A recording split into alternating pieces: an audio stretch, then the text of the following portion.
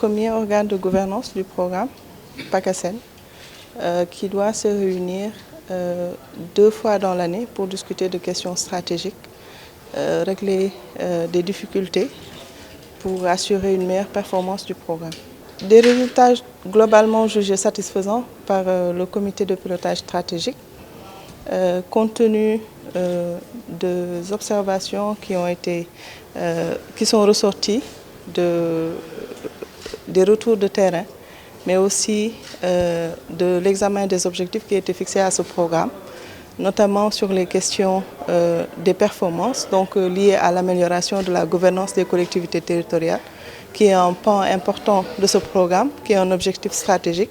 Et on se rend compte aujourd'hui que les collectivités territoriales pilotes de ce programme-là, qui sont au nombre de 123, ont sensiblement amélioré leur performance en matière de gouvernance.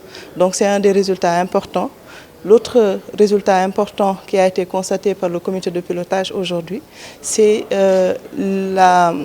l'augmentation des ressources qui sont allouées aux collectivités territoriales à travers les réformes qui ont été opérées, soutenues par le programme, notamment sur le fonds d'équipement des collectivités territoriales, mais aussi sur la répartition de la CLVA.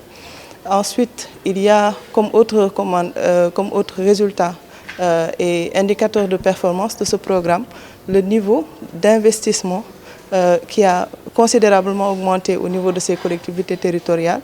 On en veut pour preuve notamment la masse qui a été allouée aux collectivités territoriales pour 2020, qui est de 17,8 milliards pour aller vers les investissements de ces collectivités territoriales, ce qui va changer considérablement le visage de ces collectivités. Et ça, c'est un des résultats importants qui a été relevé par ce comité-là.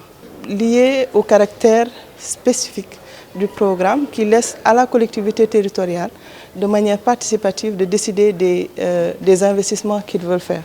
Mais si nous reprenons les retours de terrain, comme je l'ai dit, nous constatons que c'est véritablement dans les domaines sociaux, notamment sur le domaine scolaire, la santé, les équipements marchands, qui ont concentré le plus d'investissements. Maintenant, il y a d'autres projets aussi qui ont été identifiés par ces collectivités territoriales, mais qui vont tous dans le sens d'améliorer le vécu des populations et rendre plus efficient le service public qui est donné.